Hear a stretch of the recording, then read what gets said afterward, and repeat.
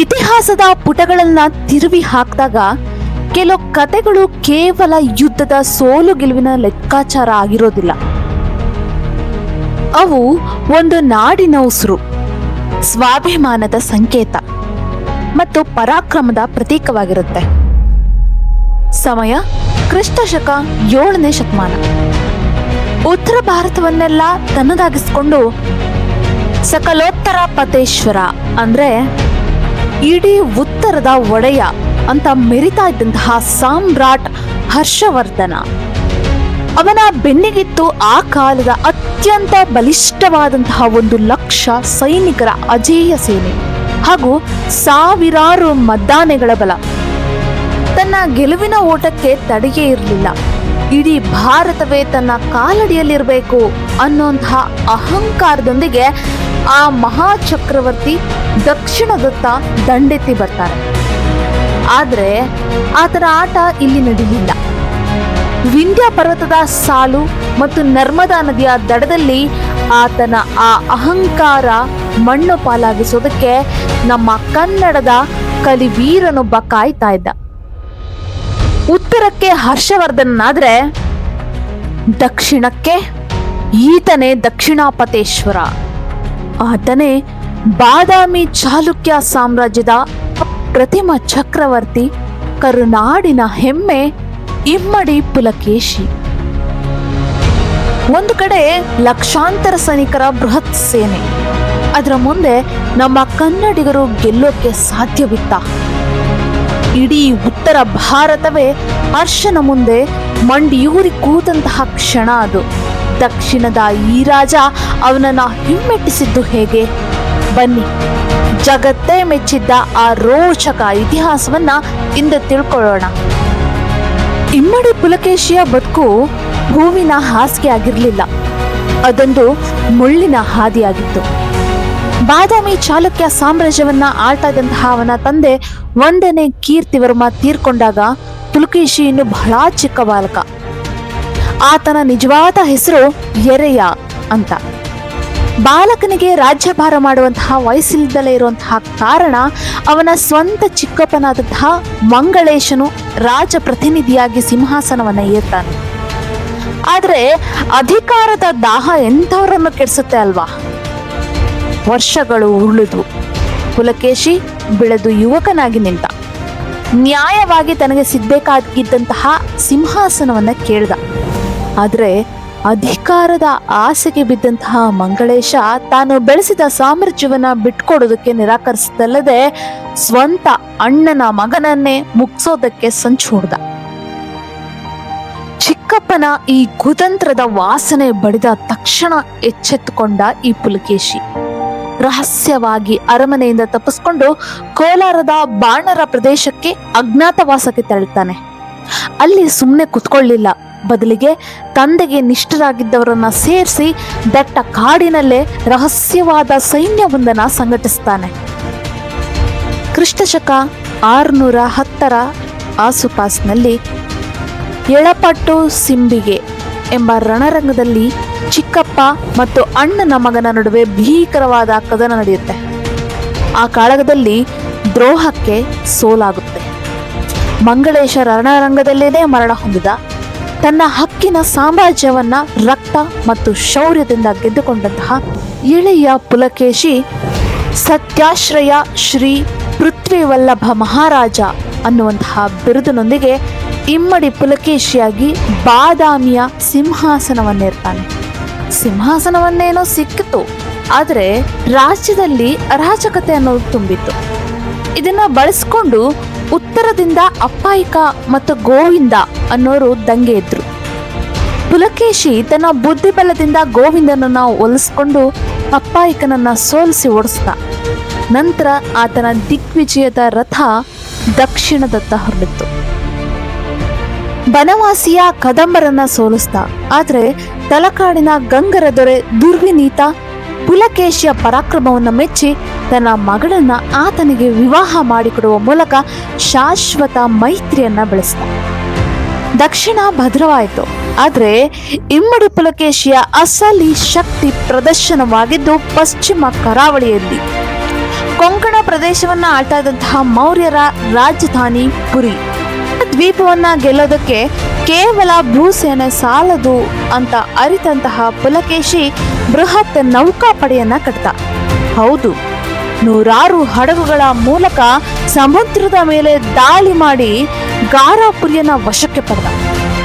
ಈ ಬೃಹತ್ ನೌಕಾಪಡೆಯನ್ನ ಅಷ್ಟು ಹಿಂದೆನೆ ಕಟ್ಟಿದಂತಹ ಕಾರಣಕ್ಕಾಗಿ ಇತಿಹಾಸಕಾರರು ಇಮ್ಮಡಿ ಪುಲಕೇಶಿಯನ್ನ ಭಾರತದ ನೌಕಾಪಡೆಯ ಪಿತಾಮಹ, ಫಾದರ್ ಆಫ್ ಇಂಡಿಯನ್ ನೇವಿ ಅಂತ ಕರೀತಾರೆ. ಪೂರ್ವದಲ್ಲಿ ವೆಂಗಿ ಮಂಡಲವನ್ನ ಗೆದ್ದು ತನ್ನ ಪ್ರೀತಿಯ ತಮ್ಮ ಕುಬ್ಜ ವಿಷ್ಣುವರ್ಧನನಿಗೆ ಆಡಳಿತವನ್ನು ವಹಿಸಿದ. ಹೀಗೆ ಚಾಲುಕ್ಯ ಸಾಮ್ರಾಜ್ಯ 2 ಸಮುದ್ರಗಳ ತನಕ ಕೂಡ ವಿಸ್ತರಿಸಿಕೊಳ್ತಾ ಹೋಯಿತು. ವಿಂಧ್ಯ ಪರ್ವತದ ದಕ್ಷಿಣಕ್ಕೆ ಚಾಲುಕ್ಯರ ಬಾವುಟ ಹಾರ್ತಾ ಇದ್ರೆ, ಉತ್ತರದ ಕಡೆಯಿಂದ ಸಾಕ್ಷಾತ್ ಮೃತ್ಯುವಿನಂತೆ ದಂಡೆತ್ತಿ ಬರ್ತಾ ಇದ್ದಂಥವನೇ ಕನೌಜಿನ ಮಹಾ ಸಾಮ್ರಾಟ ಹರ್ಷವರ್ಧನ. ಆತನ ಬಳಿ 1,00,000 ಕಾಲಾಳುಗಳು, 50,000 ಅಶ್ವದಳ ಮತ್ತು 1,000 ಮದ್ದಾನೆಗಳಿವೆ. ಭೂಮಿಯ ನಡುಗುವಂತೆ ಆ ಸೈನ್ಯ ನರ್ಮದಾ ನದಿ ಹತ್ರ ಬರ್ತಾ ಇತ್ತು. ಆದರೆ ಪುಲಕೇಶಿ ಮಾತ್ರ ವಿಚಲಿತನಾಗ್ಲೇ ಇಲ್ಲ. ಆತನ ತಲೆಯಲ್ಲಿ ಒಂದು ಡೆತ್ ಟ್ರ್ಯಾಪ್ ಅಥವಾ ಮರಣ ಬಲೆ ಸಿದ್ಧವಾಗಿದೆ. ಹರ್ಷನ ಸೈನ್ಯ ಬಯಲು ಪ್ರದೇಶಕ್ಕೆ ಬಂದ್ರೆ ಸೋಲು ಖಚಿತ ಅಂತ ಅರಿತಂತಹ ಪುಲಕೇಶಿ ಯುದ್ಧ ಭೂಮಿಯಾಗಿ ನರ್ಮದಾ ನದಿಯ ಆಳವಾದ ಕಣಿವೆ ಮತ್ತು ವಿಂಧ್ಯ ಬೆಟ್ಟಗಳ ಇಕ್ಕಟ್ಟಾದ ದಾರಿಯನ್ನೇ ಆಯ್ಕೆ ಮಾಡಿದ. ಕ್ರಿಸ್ತಶಕ 618ರಿಂದ 619 ಸುಮಾರಿಗೆ ನಡೆದಂತಹ ಆ ಮಹಾಯುದ್ಧ ಭಾರತದ ಇತಿಹಾಸವನ್ನೇ ಬದಲಾಯಿಸಿತ್ತು. ಹರ್ಷನ ಬೃಹತ್ ಸೈನ್ಯ ಕಿರಿದಾದ ದಾರಿಯಲ್ಲಿ ಸಿಲುಕಿಕೊಂಡಿತ್ತು. ಕೆಸರಿನಲ್ಲಿ ಕುದುರೆಗಳಿಗೆ ಓಡೋದಕ್ಕೆ ಸಾಧ್ಯವಾಗಲಿಲ್ಲ. ಗುಡ್ಡದ ಮೇಲಿಂದ ಚಾಲುಕ್ಯರ ಬಾಣಗಳು ಮಳೆಯಂತೆ ಸುರಿಯಲಾರಂಭಿಸಿದ್ವು.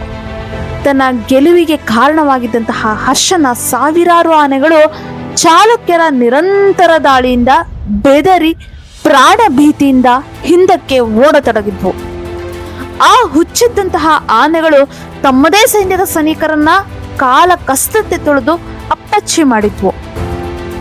ರಣರಂಗದಲ್ಲಿ ಹಾಹಾಕಾರ ಮುಗಿಲು ಮುಟ್ಟಿತ್ತು. ಅಜೇಯ ಎಂದು ಬೀಗ್ತಾ ಇದ್ದಂತಹ ಹರ್ಷವರ್ಧನ ತನ್ನ ಕಣ್ಣೆದುರೇ ತನ್ನ ಮಹಾಸೇನೆಯ ಮಣ್ಣು ಮುಕ್ತಾ ಇರೋದನ್ನ ನೋಡಿ ನಡುಗಿ ಹೋಗಿದ್ದ. ಅಂತಿಮವಾಗಿ ಸೋಲನ್ನೊಪ್ಕೊಂಡು ಇನ್ನು ಮುಂದೆ ದಕ್ಷಿಣದ ಕಡೆ ತಲೆ ಹಾಕೋದಿಲ್ಲ ಅಂತ ಶಪಥ ಮಾಡಿ ಕನೌಜಿಗೆ ಹಿಂದಿರುಗಿದ. ಪುಲಕೇಶಿಯ ಆಸ್ಥಾನದ ಕವಿ ರವಿಕೀರ್ತಿ ಐಹೊಳೆಯ ಮೇಗುತಿ ದೇವಾಲಯದ ಶಾಸನದಲ್ಲಿ ಈ ಐತಿಹಾಸಿಕ ಕ್ಷಣವನ್ನ ಹೀಗೆ ವರ್ಣಿಸಿದ್ದಾನೆ. ಚಾಲುಕ್ಯರ ಆನೆಗಳ ಪಡೆಯನ್ನ ನೋಡಿ ಹರ್ಷವರ್ಧನನ ಹರ್ಷವೇ ಮಾಯವಾಯಿತು. ಈ ಅಭೂತಪೂರ್ವ ವಿಜಯದ ನಂತರ ಇಮ್ಮಡಿ ಪುಲಕೇಶಿ ದಕ್ಷಿಣಾಪಥೇಶ್ವರ ಮತ್ತು ಪರಮೇಶ್ವರ ಅನ್ನುವಂತಹ ಪರಮೋಚ್ಚ ಬಿರುದುಗಳನ್ನು ಧರಿಸಿದ. ಇತಿಹಾಸಕಾರರು ಅವನನ್ನ ಕೇವಲ ದಕ್ಷಿಣಾಪಥೇಶ್ವರ ಅಂತಾರೆ. ಆದರೆ ಆತ ಇಡೀ ಭಾರತವೇ ಬೆಚ್ಚಿ ಬೀಳುವಂತೆ ಮಾಡಿದಂತಹ ಭಾರತದ ಪರಮೇಶ್ವರ. ಪುಲಕೇಶಿಯ ಕೀರ್ತಿ ಕೇವಲ ಭಾರತಕ್ಕಷ್ಟೇ ಸೀಮಿತ ಆಗಿರಲಿಲ್ಲ. ಸಪ್ತ ಸಾಗರಗಳನ್ನೂ ಕೂಡ ದಾಟಿ ವಿದೇಶಗಳಿಗೂ ಹಬ್ಬಿತ್ತು.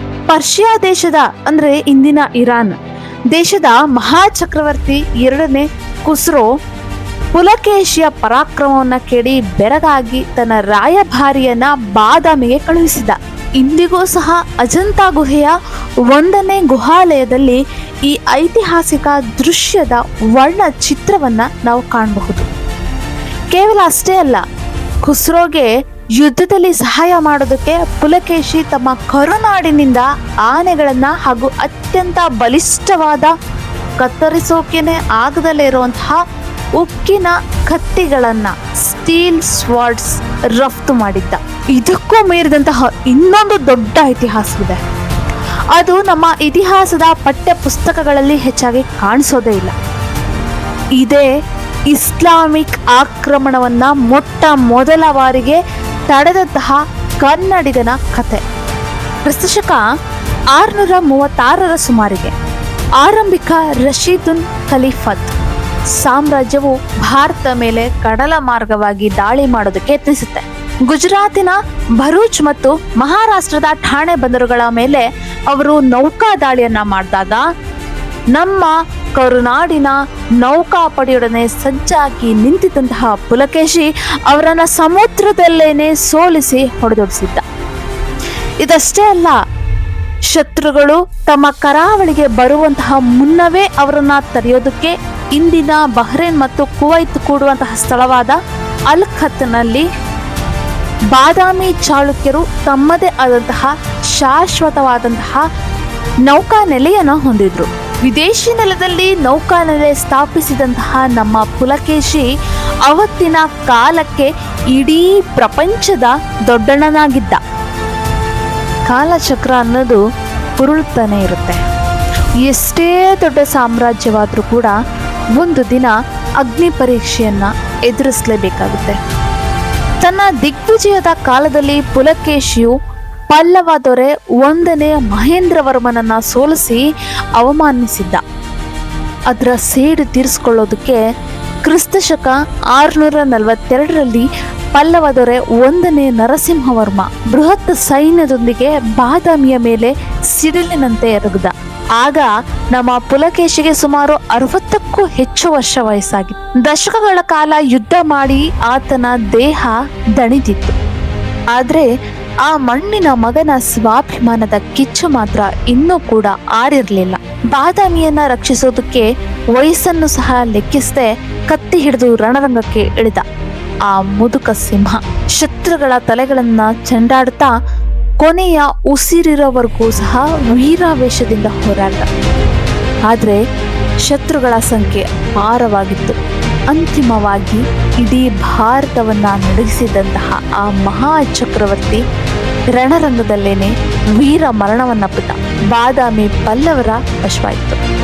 ಪುಲಕೇಶಿಯ ಕಳೆಬರಹವನ್ನ ರಹಸ್ಯವಾಗಿ ತೆಗೆದು ಬಾದಾಮಿಯ ಒಂದು ನೈಸರ್ಗಿಕ ಗುಹೆಯಲ್ಲಿ ಮಹಾಜನರು ಇರಿಸಿ ಅಲ್ಲಿ ಒಂದು ಶಾಸನವನ್ನ ಹಾಕಿಸಿದ್ರು ಎಂದು ಇತ್ತೀಚಿನ ಶೋಧನೆಗಳು ಹೇಳ್ತವೆ. ಪುಲಕೇಶಿಯ ಸಾವಿನಿಂದ 13 ವರ್ಷಗಳ ಕಾಲ ಚಾಲುಕ್ಯ ಸಾಮ್ರಾಜ್ಯ ಕತ್ತಲಲ್ಲಿ ಮುಳುಗಿದ್ರು. ನಂತರ ಅವನ ಮಗ ವಿಕ್ರಮಾದಿತ್ಯ ಫಿನಿಕ್ಸ್ ಹಕ್ಕಿಯಂತೆ ಎದ್ದು ಬಂದು ಬಾದಾಮಿಯನ್ನ ಮರಳಿ ಪಡೆದ. ಚೀನಾದ ಪ್ರವಾಸಿ ಹುಯನ್ ಸಾಂಗ್ ಹೇಳಿದಂತೆ, ಕನ್ನಡಿಗರು ಅಜೀವ ಸ್ವಾಭಿಮಾನಿಗಳು, ಉಪಕಾರಕ್ಕೆ ಪ್ರಾಣ ಕೊಡೋರು, ಅಪಕಾರಕ್ಕೆ ಸೇಡು ತೀರಿಸಿಕೊಳ್ಳದೆ ಬಿಡುವವರಲ್ಲ. ಇಮ್ಮಡಿ ಪುಲಕೇಶಿ ಕೇವಲ ಒಬ್ಬ ರಾಜನಾಗಿರಲಿಲ್ಲ, ಆತ ಕರುನಾಡಿನ ಅಸ್ಮಿತೆ. ಕನ್ನಡಿಗರ ಶೌರ್ಯವನ್ನ, ನೌಕಾಪಡೆಯ ಶಕ್ತಿಯನ್ನ ಹಾಗೂ ಅಪ್ರತಿಮ ರಣತಂತ್ರವನ್ನ ಜಗತ್ತಿಗೇನೆ ಸಾರಿದಂತಹ ಮಹಾನ್ ಚಕ್ರವರ್ತಿ.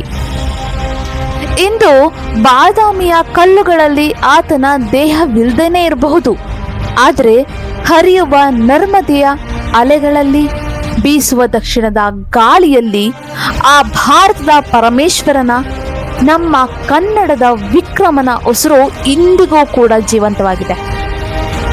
ನಿಮಗೆ ಈ ಐತಿಹಾಸಿಕ ಕತೆ ಇಷ್ಟ ಆಗಿದ್ರೆ ದಯವಿಟ್ಟು ಲೈಕ್ ಮಾಡಿ, ಶೇರ್ ಮಾಡಿ ಮತ್ತು ಕಮೆಂಟ್ನಲ್ಲಿ ಜೈ ಕರುನಾಡು, ಜೈ ಇಮ್ಮಡಿ ಪುಲಕೇಶಿ ಅಂತ ಬರೆಯೋದನ್ನ ಬರಿಬೇಕು.